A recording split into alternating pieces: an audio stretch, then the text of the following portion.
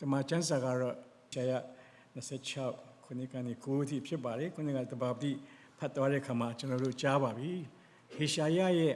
ပြင်းပြတဲ့နှလုံးသားကိုပြင်တွေ့ရတဲ့ကျမ်းပိုက်ဖြစ်ပါတယ်အဲ့တော့ဒီကျမ်းပိုက်ကိုကြည့်ပြီးတော့ပြင်းပြတဲ့စန္ဒကဘုရားသခင်ရဲ့ဘုန်းတော်ထင်ရှားဖို့အောင်မြင်ခြင်းကိုပေးတဲ့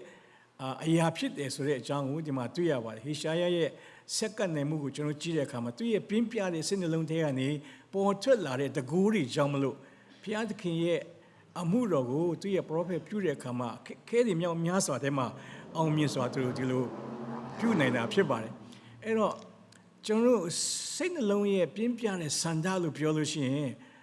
အမျိုးမျိုးရှိပါတယ်ကောင်းတာရှိတယ်လို့မကောင်းတာလည်းရှိပါတယ်အများတော့အဖြစ်မကောင်းတာများပါတယ်ဘာဖြစ်လို့လဲဆိုရင်စိတ်စန္ဒအလိုစန္ဒလို့ပြောရင်ကျွန်တော်အာယုံ၅ပါးနဲ့ဆိုင်တဲ့စန္ဒတွေပို့ပြီးတော့များတယ်စားခြင်းနဲ့တောက်ခြင်းနဲ့သွားခြင်းနဲ့လာခြင်းဒီအရာတွေကအာယုံ၅ပါးနဲ့တောင်းဆိုတဲ့ဇာတိနဲ့ဆိုင်တဲ့စန္ဒတွေကရှေ့တန်းကိုထွက်လာတာဖြစ်တယ်အဲဒါပြင်းပြတဲ့အလိုစန္ဒလို့ပြောတဲ့အခါမှာကျွန်တော်ကကောင်းတဲ့အလိုစန္ဒဖြစ်ဖို့ရန်လိုအပ်တယ်အဲ့ဒါကြောင့်မလို့ဆာလံဆရာကဆာလံ39အငယ်4မှာဗာရေးလဲဆိုတော့ထာဝရဘုရားကိုမျှော်လင့်လောဒို့ပြုလင်စိတ်နှလုံးအလိုစန္ဒပြေဝတော့အခွင့်ကိုပေးလိမ့်မယ်အဲ့ဒီစိတ်နှလုံးအလိုစန္ဒကိုပြေဝတဲ့အခွင့်ကိုဘုရားပေးမယ်ဆိုတာကခုနကပြောတဲ့ကျွန်တော်ရဲ့အသွေးသားနဲ့ဆိုင်တဲ့အလိုစန္ဒမဟုတ်ဘဲနဲ့ဘုရားသခင်ပေးတဲ့အလိုစန္ဒဖြစ်ဖို့ရန်ဖြစ်ပါတယ်ဘုရားသခင်ပေးတဲ့စိတ်နှလုံးပြင်းပြတဲ့စန္ဒရလို့ရှိရင်ကျွန်တော်ကအောင်မြင်တဲ့လမ်းကိုကျွန်တော်ရှောက်လန်းကြရမှာဖြစ်တယ်ဆိုတာကိုကျွန်တော်တွေ့ရတယ်ဒါကြောင့်မလို့ဒီနေ့ပြင်းပြတဲ့စန္ဒများပြောတဲ့အခါမှာဘုရားသခင်ပေးတဲ့စိတ်နှလုံးအကြံစီစိတ်နှလုံးစန္ဒကိုအဓိကပြောချင်တာဖြစ်တယ်ဆိုတာကိုဖော်ပြလိုပါတယ်မကောင်းတဲ့စိတ်နှလုံးစန္ဒကလည်းပဲသူ့အတီးပွင့်နေသူရှိပါတယ်မကောင်းတဲ့ဘက်ကစိတ်နှလုံးပြင်းပြတဲ့စန္ဒကြောင့်လှုပ်ဆောင်တဲ့အခါမှာသူမကောင်းတဲ့အရာတွေအောင်မြင်မှုကိုရရှိမှာဒါမဲ့ဒါကတော့နော်နောက်ဆုံးမှာပျက်စီးခြင်းကိုရောက်တဲ့အရာတွေဖြစ်ပါတယ်ဒီနေ့ကျွန်တော်တို့ကယုံကြည်သူဖြစ်တဲ့အတွက်ဘုရားသခင်ဘက်၌စိတ်နှလုံးပြင်းပြတဲ့စန္ဒရှိဖို့ရန်အဲ့ဒီစန္ဒတွေရှိလို့ရှိရင်တကိုးတွေပေါ်ထွက်လာတယ်ဆိုတဲ့အကြောင်းကိုကျွန်တော်ဒီခတ်တူတူနဲ့၃ခုလေးကျွန်တော်ဖော်ပြလို့တယ်ကျွန်တော်ပထမတစ်ခုကဘာလဲဆိုတော့ထာဝရဘုရားကိုဖူးမြင်ရဖို့ရန်အတွက်ပြင်းပြသောစန္ဒလိုအပ်တယ်ဆိုတဲ့အကြောင်းဘုရားကိုဖူးမြင်ဖို့ရန်အတွက်ဘုရားကိုမြင်တွေ့ရဖို့ရန်အတွက်ကျွန်တော်တို့ကတော်ယုံတန်ယုံနဲ့ဘုရားသခင်ကိုမြင်တွေ့နိုင်မှာမဟုတ်ဘူးဘုရားကိုမြင်တွေ့ရဖို့ဘုရားဖူးမြော်နိုင်ဖို့နောက်မို့ဘုရားရဲ့မျက်မှောက်တော်ကိုချင်းကပ်နိုင်ရဖို့ရန်အတွက်စိတ်လုံးထဲကနေပြင်းပြတဲ့စန္ဒတွေရှိဖို့လိုတယ်ဆိုတာကိုအဲ့ဒါကိုဖော်ပြချင်တာပါဒီမှာဖော်ပြထားတဲ့ထက်မြောက်ကျမ်း33:18-19အဲ့ဒီမှာမောရှေရဲ့အကြောင်းကိုကျွန်တော်တွေ့ရှိရတယ်မောရှေကလူတသန်းလောက်ကိုခန္နာပြည်ကိုခေါ်ဆောင်သွားတဲ့လမ်းခရီးမှာသူ့မှာသူသိချင်တဲ့အကြောင်းအရာတစ်ခုရှိလာတယ်။ဘာဖြစ်လို့လဲဆိုတော့ဘုရားသခင်ကလူတလောက်အများကြီးကိုနှစ်ပေါင်း40ခေါ်ဆောင်သွားရမယ်ခရီးကလွယ်တဲ့ခရီးမဟုတ်ဘူး။နောက်ပြီးတော့လူတသန်းလောက်ကိုဥဆောင်ရမယ်ခေါင်းဆောင်မှုကလည်းလွယ်တာမဟုတ်ဘူး။ဒါကြောင့်မလို့ तू ကဘုရားစီမှာသိချင်တာကို तू ကမေးတယ်ဒီထဲမှာနော်။ဘုရားသခင်ကျွန်တော်နဲ့အတူရှိတယ်ဆိုတာကိုဘယ်လိုလုပ်ဒီလူတွေသိမလဲဘုရားသခင်ကကျွန်တော်နဲ့အတူရှိတယ်ကျွန်တော်နဲ့အတူရှိတယ်သူတို့ခေါင်းဆောင်နဲ့ကျွန်တော်နဲ့အတူရှိတယ်ဆိုတာကိုသူတို့သိအောင်ကျွန်တော်ဘယ်လိုပြောနိုင်မလဲဘယ်လိုပြနိုင်မလဲဘုရားသခင်ကမပူပါနဲ့မပူနဲ့မင်းအရှိမငါသွားမယ်မင်းရဲ့အနောက်မှာလည်းငါသွားမယ်မင်းနဲ့အတူငါရှိတယ်ဒါပေမဲ့မိုးရှေကအဲ့ဒီလောက်နဲ့မကြည်နာဘူးသူရဲ့အထဲမှာတကယ်ပြင်းပြတဲ့စန္ဒတစ်ခုကဘာလဲဆိုတော့ဘုရားသခင်ကိုသူကိုယ်တိုင်မြင်ခြင်းနဲ့လူတွေအားလုံးလည်းဘုရားသခင်ကမောရှေနဲ့အတူရှိတယ်ဆိုတာကိုသူတို့မြင်ရလို့ရှိရင်မောရှေရဲ့ဥဆောင်ခြင်းကနော်အောင်မြင်မယ်ဆိုတာကိုသူဒီလိုခံယူရတဲ့သူကဘာပြောလဲဆိုတော့ဘုရားသခင်ရဲ့ဘုန်းတော်ကိုကျွန်တော်ကိုပြပါတဲ့ show me your glory ဘုရားသခင်ကိုပြောဘုရားကျွန်တော်ကိုထင်ပြပါလို့သူကဘုရားသခင်ကတောင်းဆိုတာဘုရားသခင်ကမလိုပါဘူးငါမင်းနဲ့အတူရှိနေတယ်ဘုရားသခင်ကနေ့ရောညရောအတူရှိတယ်နေ့အချိန်မှာမိုးတိမ်တိုင်တဲ့ဘုရားသခင်အတူရှိညအချိန်မှာမီးတိမ်တိုင်တဲ့ဘုရားသခင်အတူရှိတယ်ဘုရားသခင်ကဒီအန်ဒီရီအများကြီးထဲမှာလည်းသူကိုယ်တိုင်ရှိကတွားပြီးတော့နော်ဘေးပတ်လေဝင်းရံပြီးတော့ဘုရားသခင်ကပို့ဆောင်တယ်ဒါပေမဲ့မောရှေကမရဘူးသူတကယ်စိတ်ထဲမှာပြင်းထန်ပြီးတော့ဘုရားကိုကျွန်တော်ကိုထင်ပြပါဘုရားရဲ့ဘုန်းတော်ကိုကျွန်တော်ကိုပြပါအချင်းချင်းတောင်းဆိုတဲ့အခါမှာဘုရားသခင်ကလိုက်လျောလဲလိုက်တယ်ဟုတ်ပြီဒါဆိုရင်င ငါရဲ့ကောင်းမြတ်ခြင်းအားလုံးကိုမင်းရှိမှငါရှောက်သွားမယ်ဒါပေမဲ့မင်းငါမျက်နာကိုမမြင်ရဘူးငါကြောကုန်းကိုပဲမြင်ရမယ်ဆိုတော့ဘုရားသခင်ကသူ့ရှိကနေရှောက်သွားတယ်မောရှေရဲ့ပြင်းပြတဲ့သူ့ရဲ့ဆန္ဒပြည့်စုံရတဲ့အခွင့်ကိုဘုရားသခင်သူ့ကိုပေးပြီးတော့ဘုရားသခင်ကိုသူဘုန်းတော်ကိုမြင်ရတဲ့အခွင့်ကိုရခဲ့တယ်ဆိုတာအဲ့ဒီမှာတွေ့ရှိရတယ်ဒီလောက်များတဲ့လူတွေကိုဥဆောင်ဖို့တဲ့မောရှေကဘုရားကိုမြင်တွေ့ဖို့တောင်းဆိုတဲ့အခါမှာဘုရားသခင်ကသူ့ကိုထင်ပြခဲ့တယ်သူ့ရဲ့ဘုန်းတော်ကိုပြခဲ့တဲ့အကြောင်းကိုဒီကျမ်းပိုက်ထဲမှာကျွန်တော်တွေ့ရှိရတယ်အင်မတန်မှစိတ်ဝင်စားစရာကောင်းတဲ့အရာဖြစ်တယ်ဆိုတာကိုကျွန်တော်တွေ့ရှိရတယ်ဓမ္မတစ်ထဲမှာလည်းရှင်လုကာ19ကိုကျွန်တော်ဖတ်ကြည့်လို့ရှိရင်ခရစ်တော်ယေရှုဘုရားကသူဒေသစရီကြောက်ပြီးတော့လဲတဲ့အခါမှာဂျေရီခေါမြို့ဘက်ကိုရောက်လာတယ်ဂျေရီခေါမြို့ကိုရောက်တဲ့အခါမှာအဲ့ဒီမှာလူအုပ်ကလည်းတိတ်ပြီးတော့အများတယ်လူအုပ်ကြီးနဲ့လိုက်လာတဲ့အခါမှာအဲ့ဒီမှာတကယ်ပဲခရစ်တော်ယေရှုဘုရားကိုတွေ့ချင်တဲ့လူတစ်ယောက်ရှိတယ်သူကဇာခဲဖြစ်တယ်ကျွန်တော်အားလုံးသိတဲ့အတိုင်းသူကအရက်ပုတယ်သူကအခွန်ခံဖြစ်တယ်အဲ့ဒီမှာသူကခရစ်တော်ကိုတွေ့ချင်လွန်းလို့နော်သူ့မှာအခက်အခဲတွေရှိတယ်လူတော်တို့ပြီးခရစ်တော်ကိုသူမြင်ရမှာမဟုတ်ဘူးနောက်ပြီးတော့သူကအခွန်ခံဖြစ်တဲ့အတွက်လူတွေကလည်းသူ့ကိုကြိုက်မှာမဟုတ်ဘူးဆိုတော့သူ့ရဲ့ပြင်းပြတဲ့ဆန္ဒကိုသူဘယ်လိုလုပ်တယ်လဲဆိုတော့တိမောသဖန်ပင်အပေါ်တက်ပြီးတော့ခရစ်တော်လာတဲ့လမ်းမှာခရစ်တော်ကိုမြင်တွေ့ရဖို့အတွက်သူကအဲ့ဒီမှာသူစောင့်ဆိုင်ပြီးတော့ခရစ်တော်ကိုသူကြည့်တယ်ခရစ်တော်ကိုတွေ့ရအောင်သူ့ရဲ့စိတ်လုံးထဲမှာဘယ်လောက်ထိပြင်းပြတဲ့ဆန္ဒရှိတယ်လဲဆိုတော့အဲ့ဒီမှာပေါ်ပြတာပါနော်အဲ့တော့သူနာကိုတစ်ပင်အောက်ကိုရောက်လာတဲ့အခါမှာခရစ်တော်ယေရှုဘုရားကမော့ချပြီးတော့ဇာခဲဆင်းလာခဲ့ငါဒီနေ့မင်းအိမ်မှာသမင်းစားမယ်မင်းနဲ့အိမ်ကိုငါသွားမယ်ဇာခဲကသူ့ရဲ့ပြင်းပြတဲ့စိတ်ဆန္ဒကိုခရစ်တော်နားလည်ပြီးတော့ခရစ်တော်သူ့ကိုလက်ခံပြီးတော့မှသူနဲ့သူ့ရဲ့အိမ်ကိုတွားပြီးတော့မိသားရဖွဲ့ခဲ့တယ်သမင်းစားခဲ့တယ်အဲ့ဒီခါမှာဇာခဲကသူ့ရဲ့ဘဝအတ္တပြောင်းလဲသွားတာနော်ကျွန်တော်အားလုံးသိပါတယ်ဒီအကြောင်းအရာကဇာခဲအိမ်ကိုရောက်တဲ့ခါမှာဇာခဲကပြောင်းလဲသွားတယ်သူ့ရဲ့အတ္တကပြောင်းလဲသွားတယ်ဒါကြောင့် तू ကဘာလုပ်တယ်လဲသူ့ရဲ့စန္ဒတွေကဘာစန္ဒတွေထပ်ပေါ်လာတယ်ဆိုတော့ကျွန်တော်သူများကိုတဆကျွန်တော်လင်ညာပြီးတော့သူယူခဲ့လို့ကျွန်တော်လေးစားပြန်ပေးမယ်သူနောင်တရပြီးတော့သူ့ရဲ့စိတ်ထဲမှာပြင်းပြတဲ့စိတ်ကပြန်ယော်ပေးခြင်းနဲ့စန္ဒတွေပါလာတယ်မကောင်းတဲ့အရာတွေကိုပြန်ပြီးတော့ပေးဆက်ခြင်းကိုသူအဲ့လိုပြောတယ်ဒါဒီမကသူရဲ့စိတ်ထဲမှာဘာစန္ဒတွေပြင်းပြဝင်လာတယ်လဲဆိုတော့စင်းရဲတဲ့လူတွေအများကြီးရှိတယ်သူရဲ့ဥစ္စာတွေကိုရောင်းပြီးတော့တဝက်ကိုစင်းရဲတဲ့သူကိုကျွန်တော်ဝေပေးပါမယ်ဒီလောက်ထိကိုသူကပြောင်းလဲတဲ့လူအစ်စ်ဖြစ်သွားတာသူရဲ့အိမ်သူအိမ်သားများအဲ့ဒါဘာလဲဆိုတော့ပြင်းပြတဲ့စိတ်ထားကြောင့်မလို့ဘုရားသခင်ကိုတွေ့တဲ့အခါမှာခရစ်တော်ကိုတွေ့တဲ့အခါမှာအဲ့ဒီတကူအကြောင်းလို့အတ္တပြောင်းလဲခြင်းနဲ့ပတ်ဝန်းကျင်မှာလည်းအကျိုးခံစားရတာတွေအများကြီးရှိလာတယ်ဆိုတာကိုအဲ့ဒါကိုကျွန်တော်တွေ့တယ်။တမန်ကျမ်းစာထဲမှာဒီလိုအဖြစ်အပျက်တွေအများကြီးရှိပါတယ်ကျွန်တော်တို့လူကာခန်းကြီး8ကိုကျွန်တော်ဖတ်ကြည့်လို့ရှိရင်7နှစ်တွေးတွန်တဲ့အမျိုးသမီးကခရစ်တော်ယေရှုဘုရားကိုတွားပြီးတော့သူ့ရဲ့အင်ဂျီလေးကိုထိလိုက်လို့ရှိရင်ငါယောဂပျောက်မယ်ဆိုတာကိုယုံကြည်တယ်။စိတ်ထဲမှာပြင်းပြတဲ့ဆန္ဒရှိတဲ့အတွက်လူတော်တိုးလို့မရတဲ့ဒီအမျိုးသမီးကလူတော်ထဲမှာတိုးခွေပြီးတော့သူ့ရဲ့အားနေခြင်းတွေးတွန်တာ7နှစ်ဆိုတော့အားလုံးဝရှိမှာမဟုတ်ဒါပေမဲ့ဒီလိုတိုက်ဆွဲသူခရစ်တော်နာကိုမရောက်အောင်တော့အဝတ်စားလေးကိုအင်ဂျီလေးကိုဆွဲလိုက်တဲ့အခါမှာသူ့အနာချက်ချင်းပဲပျောက်သွားတယ်ပြင်းပြတဲ့ဆန္ဒကြောင့်ခရစ်တော်ယေရှုဖျားကိုတုံ့မိလိုက်တဲ့အခါမှာသူ့ရဲ့ကုလို့မရတော့တဲ့မျောလင့်ခြင်းမရှိတဲ့သူ့ရဲ့အသက်တာကလူအစ်စ်ဖြစ်သွားတာကိုကျွန်တော်တွေ့ရှိရတယ်ပြင်းပြတဲ့ဆန္ဒအကြောင်းမလို့ခရစ်တော်ကောင်းကြီးပေးခဲ့တဲ့ဒါကိုကျွန်တော်ခံစားရတယ်လူမျိုးမတူတဲ့ခန္ဓာအမျိုးသမီးဆိုတာဣတိလူတွေရဲ့ရန်သူပါပဲဒါပေမဲ့ခရစ်တော်ကဒီနေဆာကိုရောက်တဲ့အခါမှာခန္ဓာမျိုးသမီးတယောက်ကသူ့စီကိုလာပြီးတော့မှအကူအညီတောင်းတယ်ဒီခန္ဓာမျိုးသမီးသူ့ရဲ့စိတ်ထဲမှာခရစ်တော်ယေရှုဖျားကတကိုးရှိတဲ့အတွက်သူ့သမီးနတ်ဆိုးဆွဲနာကိုနင်ထုတ်ပေးနိုင်တယ်ဆိုတာကိုယုံကြည်တဲ့အတွက်လာခဲ့တာစွန့်ပြီးတော့လာခဲ့တာရန်သူဖြစ်ပေမဲ့အဲ့ဒီစိတ်ထဲမှာစိတ်လုံးပြင်းပြတဲ့ဆန္ဒကြောင့်မလို့ခရစ်တော်ယေရှုဖျားခင်တာမှာကိုရောကျမရဲ့သမီးနတ်ဆိုးဆွဲနေတဲ့ကိုကြီးပေးပါလို့ပြောတဲ့အခါခရစ်တော်ကညင်းသေးတယ်နော်ငါမင်းတို့လူမျိုးတက်လာတာမဟုတ်ဘူးငါလူမျိုးတက်လာတာမဟုတ်ပါဘူးကျမတို့စပွဲပေါ်က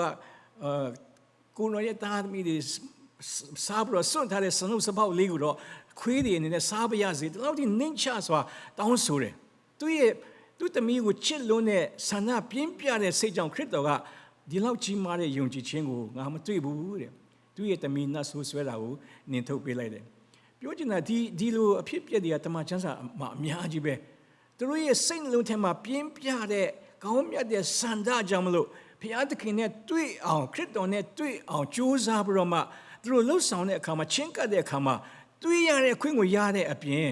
ခရစ်တော်ထံကနေရရှိတဲ့ကောင်းကြီးမင်္ဂလာဘုရားသခင်ထံကနေရရှိတဲ့တကူတွေကောင်းကြီးမင်္ဂလာတွေသူတို့ခံစားရတယ်ဆိုတာကိုကျွန်တော်တွေ့ရှိရတယ်။ဒါတမန်ကျမ်းစာထဲမှာတမိုင်းထဲမှာဒီအရာတွေရှိတယ်လို့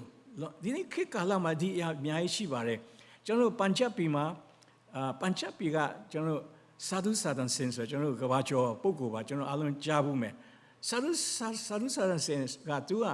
စာဒစင်မနော်စာဒုကသူကဘုန်းကြီးဆိုစာဒုပေါ့နော်။သူကခုနှစ်နှစ်အရွယ်မှာသူ့အမေတည်သွားတယ်။သူ့အမေတည်သွားတော့သူကတကယ်ဝမ်းနဲ့ကြေကွဲပြီးတော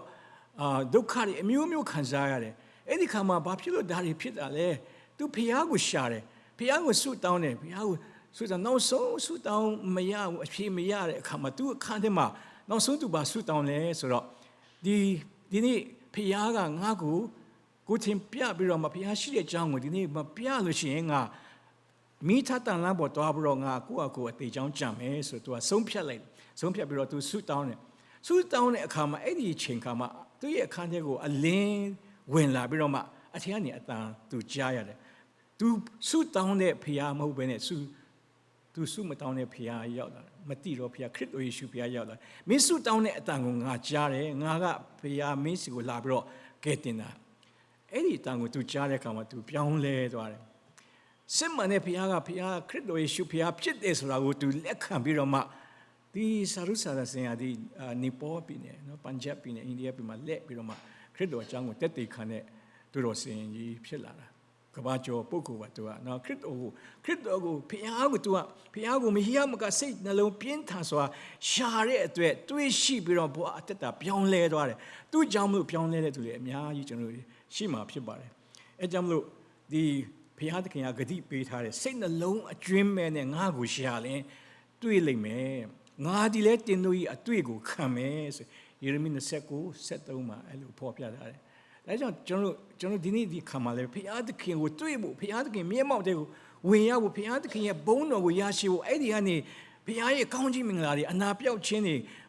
ရရှိဖို့ရန်အတွက်ကျွန်တော်ကစိတ်နှလုံးထဲကနေပြင်းထန်တဲ့စိတ်ဆန္ဒရှိဖို့လိုတယ်ဘုရားသခင်ကိုတွေ့ခြင်းနဲ့စိတ်တိုးဝင်ခြင်းနဲ့စိတ်ကိုးကွယ်ခြင်းနဲ့စိတ်အဲ့ဒါကအရေးကြီးဆုံးဖြစ်ပါတယ်။အဲ့ဒီကနေတကူရရှိတာဖြစ်တယ်။ဒုတိယတကူကဘာလဲဆိုတော့ဝိညာဉ်တကူခံစားရဖို့ရန်အတွက်ပြင်းပြတဲ့ဆန္ဒလိုတယ်ကျွန်တော်ကခရစ်တော်ယေရှုဖျားကိုလက်ခံရရှိပြီဆိုတော့ကျွန်တော်ကအလိုလိုနေနဲ့ဝိညာဉ်တော်ကကျွန်တော်ထဲမှာရှိလာပြီကျွန်တော်ကဗတ္တိဇံခံတဲ့အခါမှာခရစ်တော်ရဲ့နာမတော်နဲ့ဗတ္တိဇံခံတဲ့အခါမှာကျွန်တော်ရဲ့အထက်မှာတန်ရှင်သောဝိညာဉ်တော်ကကျွန်တော်ထဲကိုဝင်ရောက်ပြီးတော့ကျင်းဝတ်ပြီးတော့နေပြီခရစ်တော်ရဲ့ဝိညာဉ်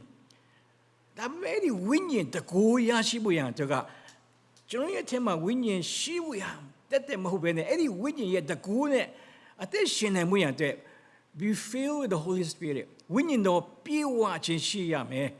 တကူကအဲ့ဒါမှပေါ်လာမှာဖြစ်တယ်အဲ့တော့အဲ့ဒီတကူဝိညာဉ်တကူရရှိဖို့ရန်လိုတယ်ဘာဖြစ်လို့လဲဆိုတော့ယုံကြည်သူတိုင်းကနော်အတင်းတော်တိုင်းကဝိညာဉ်တကူလိုတယ်ကျွန်တော်တို့မှဝိညာဉ်တကူမရှိလို့ရှိရင်တာသနာပလူနဲ့ဘာမှမထူးခြားဘူးသူတို့လည်းဒီလိုပဲကျွန်တော်လည်းဒီလိုပဲဆိုရင်ကျွန်တော်ကထူးခြားတဲ့ဘုရားရဲ့သားသမီးမဟုတ်ဘူးထူးခြားတဲ့သားသမီးထူးခြားတဲ့ဘုရားသခင်ရဲ့အတင်းတော်ခရစ်တော်ရဲ့ခန္ဓာကိုယ်ဆိုလို့ရှိရင်တကူရှိတဲ့ယုံကြည်သူဖြစ်ရမယ်တကူရှိတဲ့အတင်းတော်ဖြစ်ရမယ်အဲ့ဒါမှဒါလင်ကဘာမှာထူးခြားပြီးတော့အလင်းပေးနိုင်မဲ့သူတွေဖြစ်မှာဖြစ်ပါတယ်ဘာဖြစ်လို့လဲကျွန်တော်ကဝိညာဉ်နဲ့ဆိုင်တယ်ကျွန်တော်ယုံကြည်တာကကျွန်တော်ဘုရားကဝိညာဉ်နဲ့၎င်းတစ္ဆာနဲ့၎င်းကိုးကွယ်ရအောင်ကျွန်တော်ဝိညာဉ်ဖြစ်တဲ့နာဝိညာဉ်ဖြစ်တဲ့ဘုရားသခင်ကိုကိုးကွယ်နေတဲ့အခါမှာတစ်ဖက်မှာဘုရားသခင်ရဲ့စန့်ကျင်ဘက်ဖြစ်တဲ့ဝိညာဉ်နတ်ဆိုးစာတမန်ကလည်းဝိညာဉ်မမြင်ရတဲ့ဝိညာဉ်နဲ့ရှိတယ်။ဧပေ6မှာပေါ်ပြထားတဲ့တမန်တော်ရှင်ကငါတို့ဒီအသွေးသားရှိသောယံတို့ကိုတိုက်လန်နေရသည်မဟုတ်။ကောင်းကင်၌ရှိသောအာနာတကူနဲ့၎င်းစာတန်နတ်ဆိုးတွေနဲ့၎င်းတိုက်လန်နေရတယ်။အဲ့ဒီစာတန်တကူကဒီနေ့ကျွန်တော်ကိုတိုက်နေတဲ့အခါမှာကျွန်တော်မှဝိညာဉ်တကူမရှိရင်တိုက်လို့မနိုင်ဘူး။ကျွန်တော်ရဲ့ခွန်အားနဲ့ကျွန်တော်ရဲ့ပညာနဲ့ကျွန်တော်ထွင်ထားတဲ့လက်နဲ့ဓာတ်နဲ့တနတ်နဲ့မရနိုင်ဘူး။ကျွန်တော်ကဘာနဲ့တိုက်ရမလဲဝိညာဉ်တကူနဲ့တိုက်ရမှာအဲ့ဒီဝိညာဉ်တကူကျွန်တော်စီမှာရှိရမယ်ဒီဝိညာဉ်တကူရှိဖို့ကလွယ်ကလေးနဲ့ ရိုးရိုးလေးနဲ့ရော့ဆိုတော့ဘုရားသခင်ကပေးလိုက်တာမဟုတ်ဘူးစိတ်နှလုံးထဲမှာတကယ်အဲ့ဒီဝိညာဉ်တကူရှိဖို့ရန်အတွက်ကျွန်တော်တို့ပြင်းပြတဲ့ဆန္ဒရှိဖို့ရန်လိုတယ်အဲ့ဒီဆန္ဒရှိမှဒါလည်းဘုရားသခင်ကကျွန်တော်တို့ဒီဝိညာဉ်တကူပေးမယ်ဆိုတာကိုအဲ့ဒါကိုဖော်ပြထားတာဒီဖိလိပ္ပိ3ငယ်9မှာရှင်ပေါလုရဲ့အကြောင်းကိုရေးထားတာသူမြောက်မကငါဤသခင်ယေရှုကိုတည်တော်ပညာသေးတဲ့အဘယ်မြတ်လောက်မြတ်ဒီကိုထောက်၍ခတ်သိမ်းတော့အရာကိုရှုံးစီတော့အရာကဲ့သို့ငါထင်မှတ်၏သူရဲ့စိတ်နှလုံးပြင်းထန်မှုနော်ခရစ်တော်ကိုတည်တော်ပညာရဖို့ရန်အတွက်ကြံတဲ့အရာအားလုံးကိုသူစွန့်နိုင်တယ် surrender all ရှိသမျှစွန့်ရည်ဆိုတော့အဲ့ဒါကိုပြောတာလောကမှာရှိသမျှအရာကိုစွန့်ပြီးတော့ခရစ်တော်စီကရတဲ့ပညာခရစ်တော်စီကရတဲ့တကူအဲ့ဒါကိုဆိုရင်နော်ကြံတဲ့အရာအားလုံးကိုစွန့်နိုင်တယ်ဆိုတာသူကဒီလိုဖော်ပြတာရှင်ပေါလုရဲ့စိတ်ထဲမှာသူရဲ့ပြင်းထန်တဲ့ဆန္ဒကသူရဲ့ချမ်းသာဖတ်တဲ့အခါမှာကျွန်တော်အများကြီးတွေ့ရတယ်သူရဲ့အတ္တအတွက်ပြင်းပြတဲ့ဝိညာဉ်တကူရရှိဖို့ရန်အတွက်သူကိုယ်တိုင်ဆုတောင်းတယ်သူရဲ့အတင်းတော်လေသူ့အတွက်ဆုတောင်းခိုင်းတယ်ဝိညာဉ်တကူတူလိုတယ်ဆုတောင်းပေးပါငါအတွက်နော်သူအဲ့ဒီလောက်ထိဆုတောင်းတယ်ဘာဖြစ်လို့လဲတပါးမျိုးသားတို့ကိုခရစ်တော်ယေရှုဖခင်ရဲ့အကြောင်းကိုပြောရမယ့်တာဝန်ကိုဖခင်သခင်ကသူ့ကိုပေးထားတဲ့အတွက်ဒီတာဝန်ကိုထမ်းဆောင်တဲ့အခါမှာဝိညာဉ်တကူလိုတယ်အဲကြောင့်အဲ့ဒီဝိညာဉ်တကူရရှိဖို့ရတဲ့ဆိုဆုတောင်းတယ်သူ့ရဲ့အတင်းတော်တွေအားလုံးကလည်းသူ့ကိုဆုတောင်းခိုင်းတယ်ပြင်းပြတဲ့ဆန္ဒသူစီမှာရှိသူရဲ့ပြင်းပြတဲ့ဆန္ဒကဘာလဲဆိုရင်တပါးမျိုးသားတို့ကိုကယ်တင်ခြင်းရဖို့ရတဲ့သူလုပ်ရမယ့်အလုပ်တွေစိတ်ထဲမှာပြင်းထန်စွာအဲ့ဒါလိုဆန္ဒရှိတဲ့အတွက်သူလှုပ်ဆောင်တာဒါကြောင့်သူတာနာခီးတွေတာနာခီးမိုင်ပေါင်းများစွာတင်မောခီ3ချိန်လောက်သူတွားခဲ့ပြီးဟိုတော့ကခရစ်တော်ရဲ့မဟာစေခိုင်းချက်မှာတင်းတို့ဒီလောကီနိုင်ငံအရတို့တွား၍မြေကြီးစုတ်တိုင်အောင်တွားရင်ငါရဲ့ဤဝင်တရားကိုဟောပြောလို့ဆိုတာသူရဲ့စိတ်ထဲမှာအဲ့တုန်းကအချိန်ခါမှာသူတွားစရာကုန်သွားပြီမြေကြီးအဆုံးရောက်ပြီးပြီလို့လူတွေကဒီလိုခန့်မှန်းတယ်ဘာဖြစ်လို့လဲသူတင်းမောနဲ့တွားတဲ့ခီးမှာနောက်တော့တွားစရာနေရာကိုမရှိတော့တာအောင်လုံးကဘာတစ်ခုလုံးကြီးကိုတို့အလုံးဒီနေ့ခေတ်လို့မမြင်ရသေးဘူးဒါပေမဲ့သူရဲ့စိတ်ထဲမှာပြင်းထန်တဲ့ဆန္ဒကတာရနာပြုဖို့အေးဝီလေးလုံးဝိညာဉ်ကယ်တင်ဖို့ဆိုတဲ့စိတ်ပြင်းထန်စွာသူ့ထဲမှာရှိတယ်ဆိုတာကိုအဲ့ဒါကိုကျွန်တော်တွေ့ရတယ်တကယ်ရှင်ပေါလုရဲ့စိတ်ပြင်းထန်မှုဘယ်လောက်ထိပြင်းထန်တဲ့ဆန္ဒရှိတယ်လဲဆိုတာကိုသူအဲ့ဒီမှာကျွန်တော်တွေ့ရှိရတယ်ဒါပေမဲ့တစ်ဖက်မှာဖိလိပ္ပိကတမန်တော်တင်းထောက်ဖိလိပ္ပိက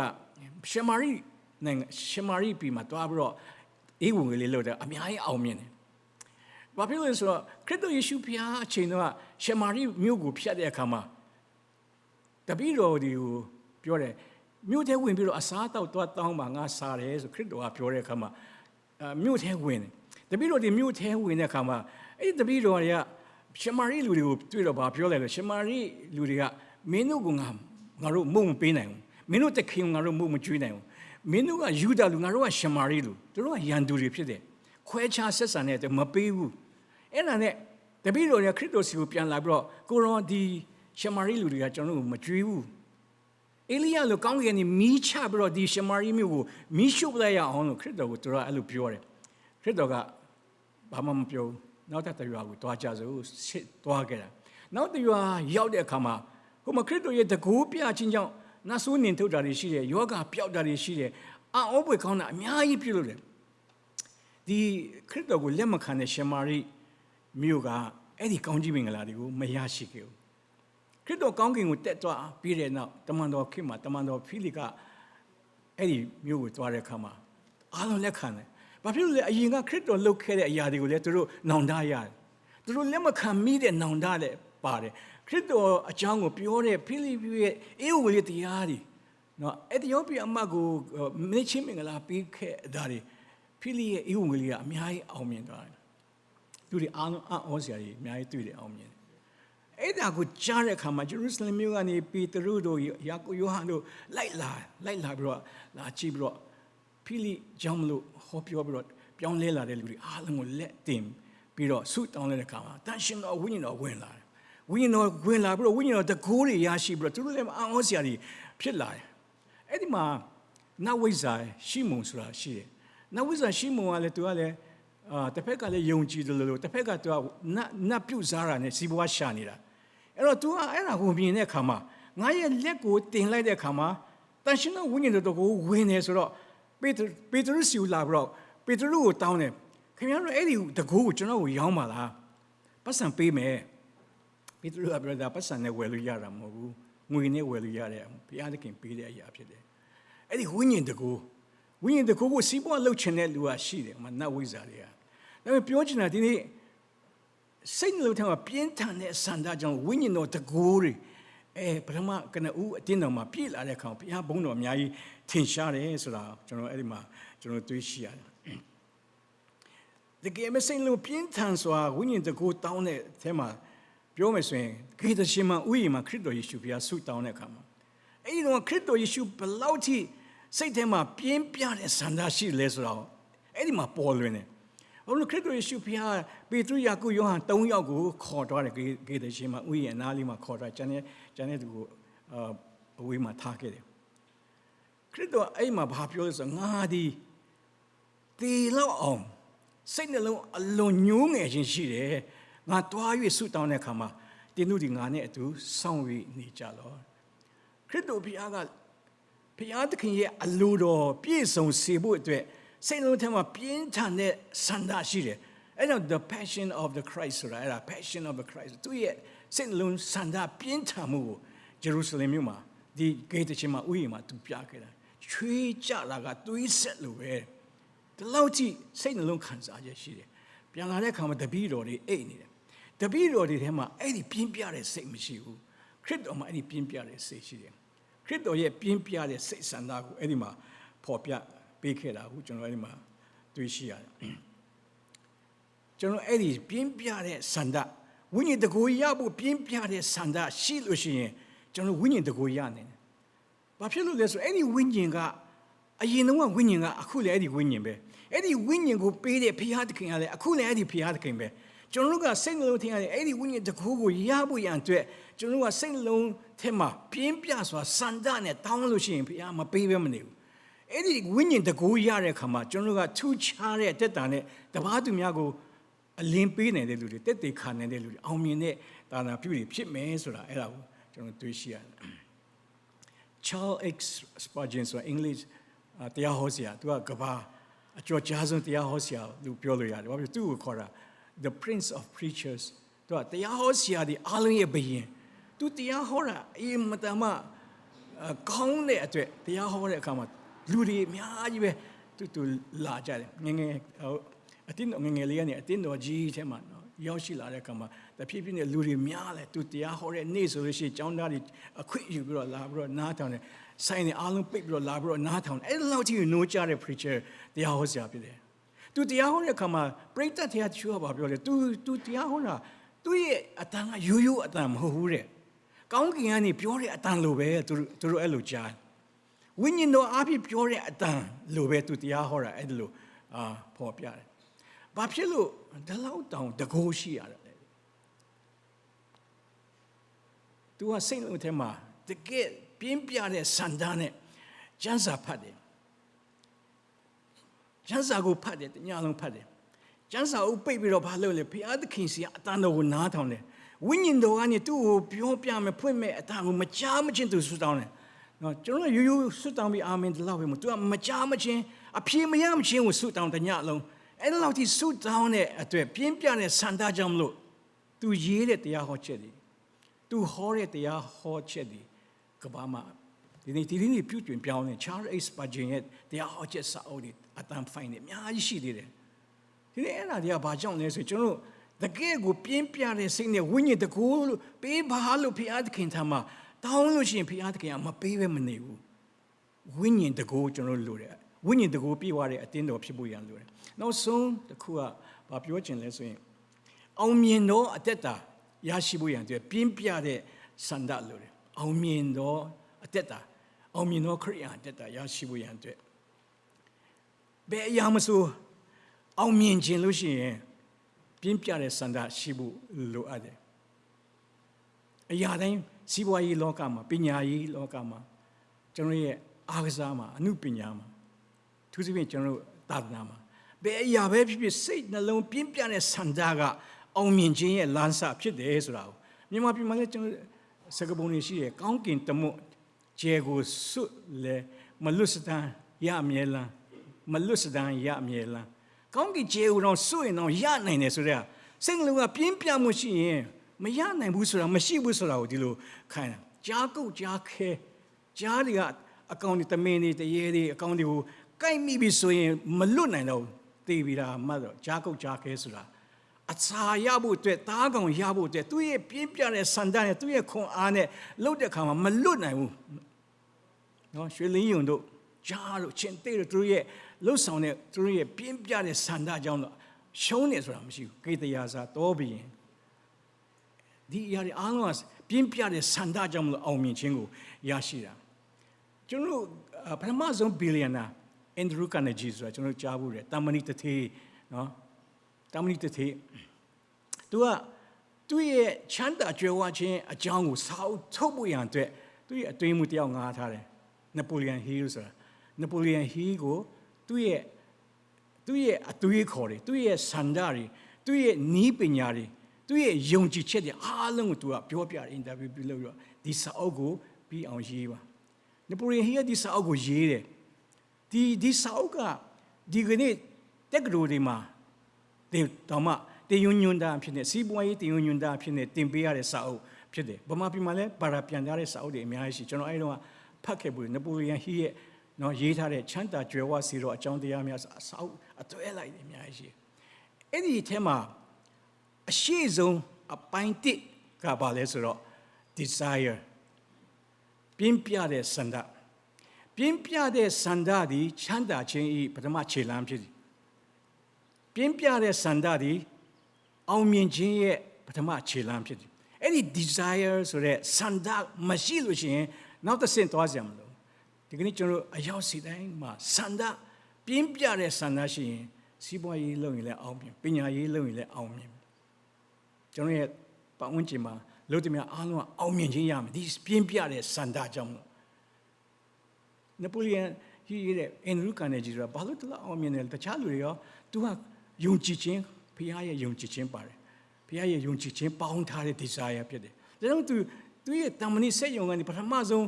ရတဲ့ပတ်စံနဲ့အားလုံးကိုသူကအတင်းတော်ကိုပေးပလိုက်လူပလိုက်တယ်ရက်ရောစွာလူတယ်နောင်လည်းပဲအမြဲတမ်းဆယ်ဖို့တဖို့ဆယ်ဖို့နှစ်ဖို့ဆယ်ဖို့သုံးဖို့ဖခင်တဲ့အမြဲလူတယ်သူရဲ့အောင်မြင်ခြင်းက desire ဖခင်ပေးတဲ့ပြင်းပြတဲ့စန္ဒနဲ့အောင်မြင်ခြင်းကိုသူရရှိတဲ့အကြောင်းကိုအဲ့ဒါဖော်ပြတာဒီမှာကျမ်းစာထဲမှာဒါဝိဒ်နဲ့ပေါလုပြောတဲ့စကားတစ်ခုရှိအဲ့ဒါ one thing I do ဆိုတဲ့ငါပြုတော့အမှုတစ်ခုဟူမူကားတဲ့ဖျားသခင်ရဲ့အိမ်တော်မှာတစ်သက်လုံးနေရမည်အကြောင်းငါဆုတောင်းရအောင်မယ်ဒါဝိဒ်ကတစ်ခုတည်းပဲဆုတောင်းချက်အဲ့သူဆုတောင်းကဘာလဲဆိုဖျားသခင်ရဲ့အိမ်တော်မှာထာဝရနေရဖို့ဆုတောင်းနေဆိုတာ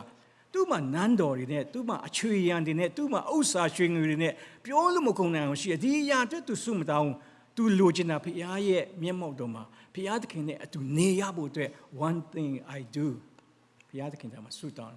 ရှင်ပေါလုကလည်း one thing I do ငါပြုရမယ့်အရာတစ်ခုဟူမူကားနောက်မှကြံရည်ခဲ့သောအရာကိုမမှတ်ပဲရှေ့မှာရှိသောအရာကိုဆွဲကင်၍ပန်းသုံးတိုင်ရအောင်ငါပြေးမယ်ဆိုတာပေါလုရဲ့စိတ်ထဲမှာရှိတဲ့ပြင်းပြတဲ့စန္ဒဒါဝိဒ်ရဲ့စိတ်ထဲမှာရှိတဲ့ပြင်းပြရဲ့စန္ဒကသူတို့လိုတဲ့ပန်းတိုင်ကိုရောက်စေတယ်အဲ့ဒီစန္ဒရဲ့တကူကသူတို့အဲ့လိုရရှိတယ်ဆိုတော့အကြောင်းကိုကျွန်တော်တွေ့ရှိရတယ်ဒီကျမ်းပိုက်မှာရေးထားတဲ့အကြောင်းလေးကအင်တာမစိတ်ဝင်စားစရာကောင်းတယ်ကပ္ပဦးကျမ်း30မှာကြည့်တဲ့အခါမှာယာကုပ်နဲ့အေသောဆင်းထွက်ပြီးသွားတဲ့ယာကုပ်ကသူ့ရဲ့ရောက်ခမလာဗန်စီမှာအလုပ်တွေ12နှစ်လောက်14နှစ်လောက်လုပ်ပြီးတော့ပြန်လာတဲ့အခါမှာချမ်းသာတထေးဖြစ်ပြီးတော့ပြန်လာစီးပွားဥစ္စာတွေတိုးတွေနွားတွေမယားတွေပေါ့မယားနှစ်ယောက်ညီမနှစ်ယောက်ပြူတာဟုတ်တားသမီးတွေအချွေအရာတွေကျွန်းတွေအများကြီးသူပြန်လာရတဲ့အခွင့်ကိုရတယ်လာတွားတော့ဗလာပဲဘာမှမရှိဘူးဒါပေမဲ့အပြန်မှာချမ်းသာနဲ့ပြန်လာရတဲ့အခွင့်ကိုရတယ်ဒါပေမဲ့သူကြောက်တာတခုရှိတယ်အပြန်လမ်းမှာသူ့အကိုအေးတောင်းကလူ400နဲ့လာပြီးတော့သူ့ကိုတိုက်ခိုက်ဖို့ဆိုပြီးအဲ့ဒီအောင်သူကြားတဲ့အခါမှာသူကြောက်တဲ့အတွက်သူဘာလုပ်တယ်လဲကျွန်တော်အားလုံးသိတဲ့အတိုင်းပဲသူ့ရဲ့ပစ္စည်းသူ့ရဲ့လူတွေချမ်းသာတယ်အားလုံးကိုတနေရာမှာထားပြီးတော့သူတယောက်တည်းချောင်းသားမှာတွားပြီးတော့မှဘုရားသခင်ထံမှာဆုတောင်းတယ်ကျမ်းစာမှာတော့ လူတယောက်နဲ့နှစ်ပါးလုံးတယ်လို့ဖော်ပြထားတာအမှန်တော့သူအဲ့မှာတကယ်စိတ်လုံးထဲမှာပြင်းပြတဲ့စန္ဒနဲ့ဘုရားသခင်ထံမှာအကျင့်နဲ့ဆုတောင်းတာဘုရားကြီးတဲ့ချိန်မှာခရစ်တော်တောင်းတယ်လို့ပဲအဲ့လိုဆုတောင်းတာဘုရားသခင်နဲ့နှစ်ပါးလုံးတယ်လို့ပဲမနေ့မိုးလင်းတော့မယ်မနေ့လင်းတော့မယ်လွတ်ပါလို့မလွတ်ဘူးကျွန်တော်ကောင်းကြီးမရမချင်းမလို့ကောင်းကြီးမရသူဘာကောင်းကြီးလို့ရှင်လဲသူ့အကိုလာပြီးတော့သူ့ကိုဖမ်းမှတတ်မှသူကြောက်တယ်အဲ့ဒီကနေလွတ်ချင်တယ်သူရဲ့အနာဂတ်မှာပျော်ပျော်ရွှင်ရွှင်နဲ့ဘဝသွားချင်တယ်အဲ့ဒါကိုလိုချင်တယ်ကျွန်တော်အဲ့ဒီကောင်းကြီးလိုချင်တယ်မင်းနာမည်ဘာတူလဲကျွန်တော်ယာကုပ်ပါဒီနေ့မင်းနာမည်ယာကုပ်မဟုတ်တော့ဘူးဣတေလဖြစ်သွားပြီသူ့ကိုကောင်းကြီးပေးလိုက်တယ်ယာကုပ်ဆိုတာလူလိန်ပြောတာနော်ဣတေလဆိုတာလူကောင်းပြောတာဘုရားငါနဲ့အတူရှိတယ်ဆိုတာအဆန်တော့သူ့ဖေအေးစေကမင်းဘာတူလဲလို့ပြောတဲ့အခါမှာသူမပြောဘူးကျွန်တော်အေးတော့ပါလို့ညာပြောတာဖေကမျက်စိမမြင်ဘူးနော်အေးတော့လို့ပြောမှသူကအမွေရမှာလူညာဖြစ်တယ်ယာကုပ်ကနော်အမွေမွေးလာကြတဲ့သူ့အကိုခြေထောက်ဆွဲပြီးတော့မွေးလာတာလူလိန်ဖြစ်တယ်ဒါပေမဲ့အခုသူ့ကိုဖျားမိတဲ့ခါမင်းဘာတူလဲလို့ပြောတဲ့ခါမှာသူဝန်ခံတယ်ကျွန်တော်ယာကုပ်ပါလို့သူပြောတာကကျွန်တော်လူလိန်ပါလို့ဝန်ခံတာဖြစ်တယ်သူ့အပြစ်ကိုဝန်ခံတာဖြစ်တယ်ဒီနေ့မင်းလူလိန်မဟုတ်တော့မင်းလူမင်းယာကုပ်မဟုတ်တော့မင်းကဘုရားသခင်ကိုနိုင်တဲ့လူဘုရားသခင်နဲ့အတူရှိတဲ့လူဣတိလဖြစ်တာဣတိလတမိုင်းဆိုတာဣတိလဆိုတာသူကနေစဒီနေ့ဣတိလလူမျိုးဖြစ်လာတာဘုရားသခင်ကသူတောင်းတဲ့ blessing ယန်သူ့အကိုရဲ့အဖွဲ့အနေနော်လွတ်မြောက်ဖို့သူ့ရဲ့အနာဂတ်ကောင်းဖို့အတွက်ပေးတဲ့ကောင်းကြီးမင်္ဂလာကငါပေးတာဘုရားသခင်ကြောင့်ရတာမင်းကြောင့်ရတာမဟုတ်မင်းမရှိတဲ့ဥစ္စာပစ္စည်းတွေဒီမောင်းမမိတ်တန်ဒီအရာတွေနဲ့မင်းရတာမဟုတ်ဘူးဆိုတာသိဖို့ရန်အတွက်မိုးလင်းတဲ့ကောင်ဘုရားသခင်ကသူ့ရဲ့ဖောင်ချံကိုချိုးပလိုက်တယ်ယာကုပ်က permanent disability နော်သူကဘုရားသခင်ကသူ့ပေါင်ချံကိုချိုးလိုက်တယ်တစ်သက်လုံးထောနဲ့နေရတယ်သူ့ရဲ့အသက်တာမှာဘုရားသခင်ကိုဝန်ချလိုက်တယ်ဘုရားသခင်ကိုကောင်းကြီးပေးတာကသူ့ကြောင့်လို့ရတာမဟုတ်ငါကြောင့်ရတာမဟုတ်အနာဂတ်မှာလည်းငါကြောင့်ဘာမှမရနိုင်တော့ငါကဒုက္ခိတဖြစ်သွားပြီဘုရားကြောင့်တာလည်းရနိုင်မယ်ဆိုတဲ့ဥစ္စာအောင်မြင်ခြင်းကိုပေးတာကကိုမဟုတ်ယာကုပ်မဟုတ်ဘုရားသခင်ဖြစ်တယ်ဆိုတာကိုအဲ့မှာသိစေချင်တယ်ဒီနေ့အောင်မြင်ခြင်းရဖို့ရန်တဲ့ပြင်းပြတဲ့ဆန္ဒရှိဖို့လိုတယ်ကျွန်တော် pandemic တုန်းက online နေဘုရားရှိခိုးတော့ကျွန်တော်လည်းမတော့တစ်ခေါက် online နေဘုရားရှိခိုးတရားတွေဟောတယ်အိမ်မှာရိုက်ပြီးတော့ခိုင်သူကြောက်ကဲပါကူကြည့်ပါအောင်ခိုင်သူအဲ့ရ service ကျွန်တော်ကူညီတယ်ခိုင်သူမှာဒီစိတ်ဓာတ်မျိုးရှိတယ်ပြင်းပြတဲ့ဆန္ဒရှိတယ်ဒီဟာကိုသူရအောင်လုပ်မယ်ကျွန်တော် wifi မကောင်းသူ့အိမ်လည်း wifi မကောင်းတော့ကောင်းမနဲ့ကြာလို့ရှိရင်ကွန်ပျူတာအိမ်နားမှာတွားပြီးတော့download လုပ်ရတယ်ကွန်ပျူတာအိမ်ကwifi က download speaker တိတ်များတော့နော်ကျွန်တော်တို့အိမ်မှာတနိုင်လောက် download လုပ်ရကွန်ပျူတာအိမ်နားမှာစက္ကန့်ပိုင်းလောက်ဆိုရတယ်သူကဘာလဲသူ internet ကအရင်ကောင်းလို့သူအဲ့လိုစူးစမ်းအခုကြည့်အရင်ကောင်းလာသူစူးစမ်းတယ်လေ့လာတယ်သူအခုအများကြီးသိလာတယ်အများကြီးတက်လာတယ်သူများကိုပြန်တင်ပေးနိုင်တဲ့အဆင့်ကိုရောက်သွားပြီစိတ်ထဲမှာပြင်းပြတဲ့ဆန္ဒကအောင်မြင်ခြင်းကိုပြီးတယ်ဆိုတာအဲ့ဒါကိုကျွန်တော်တွေးရှိရတယ်ဒီနေ့ကျွန်တော်ကဘုရားအလုပ်ကိုလုပ်တဲ့လူတွေဖြစ်တဲ့အတွက်ကျွန်တော်စီမှာပြင်းပြတဲ့ဆန္ဒရှိဖို့လိုတယ်ကျွန်တော်ရဲ့အမှုတော်မှာအောင်မြင်မှုတဲ့ပြင်းပြတဲ့ဆန္ဒရှိရင်မအောင်မြင်ပဲမနေဘူးကျွန်တော်ရဲ့အတင်းတော်ကပြင်းပြတဲ့ဆန္ဒရှိဖို့လိုတယ်အဲ့လိုဆန္ဒရှိဖို့ရန်ကျွန်တော်ကအင်ရှင်ဖြစ်ဖို့လဲလိုတယ်ကျွန်တော်ကအဲ့ဒီမဟုတ်အင်ရှင်ဖြစ်တယ်ဆိုတာကိုသိရအောင်အဲ့ဒီဆိုရင်တော့စားပြီးတောက်ပြီးပြန်သွားတာဘာမှလုပ်စရာမလိုဘူးနော်အင်ရှင်ဆိုတာကစားပြီးတောက်ပြီးရှင်းရအောင်မယ်စားပြီးတောက်ပြီးလို့ဒီအတင်းတော်နဲ့ဆိုင်တဲ့အလိုအားလုံးငါလုပ်ပဲဘုရားသခင်ရဲ့အမှုတော်အားလုံးငါလုပ်ပဲဆိုငါလုပ်ရမယ်ဆိုတော့ sense of belonging ဆိုတာကျွန်တော်စီမှာရှိမှတာလဲပြင်းပြတဲ့စိတ်ထားကအဲ့ဒီကပေါ်လာတာကျွန်တော်တော့မှဆိုလို့ရှိရင်တော့အဲ့ဒီက3ရက်လောက်အဲ့ဒီလုပ်ပြီးလို့ရှိရင်3ရက် join အဲ့ဒီမဟုတ်တော့အိမ်ရှင်ဖြစ်သွားတယ်ပကံဆေးရင်လည်းဆေးရမယ်တမိချက်ရင်လည်းချက်ရမယ်နော်ကျွန်တော်စီမှာအတင်းသားလို့အဲ့ဒီလို့ဒီမဖြစ်ဖို့လိုတယ်ကျွန်တော်အားလုံးအိမ်ရှင်ဖြစ်မှပဲဒီပြင်းပြတဲ့စန္ဒဒီကဝင်လာတယ်လှုပ်ရမယ်ဆိုတဲ့တာဝန်နဲ့ဝတ္တရားတွေကဝင်လာအဲ့ဒါကျွန်တော်စီမှာအရေးကြီးတယ်ဒီလေအတင်းတော့တဘာမှကိုယ်တိုင်ကအတင်းသားဖြစ်တယ်ကိုယ်တိုင်ကပိုင်ရှင်ဖြစ်တယ်ဆိုလို့ရှိရင် ဒီအတင်းတော်ရဲ့တိုးတက်ဖို့ကြီးပွားဖို့ဖခင်ဘုန်းတော်ထင်ရှားဖို့ကပြင်းပြတဲ့ဆန္ဒကကျွန်တော်တို့စီမှာရှိလာမယ်အဲ့ဒီဆန္ဒကနေဘာဝင်လာတယ်လဲဆိုတော့တကူတွေဝင်လာအဲ့ဒီတကူအားဖြင့်ကျွန်တော်ကအောင်မြင်ခြင်းရမယ်ဝိညာဉ်ပြေဝခြင်းရဘုရားသခင်ကိုဖူးမြင်ရတဲ့အခွင့်ကိုရမယ်ဆိုတာဒီသုံးချက်လေးနဲ့ခွန်အားပေးလိုပါတယ်အားလုံးကိုဘုရားသခင်ကောင်းကြီးပေးပါစေ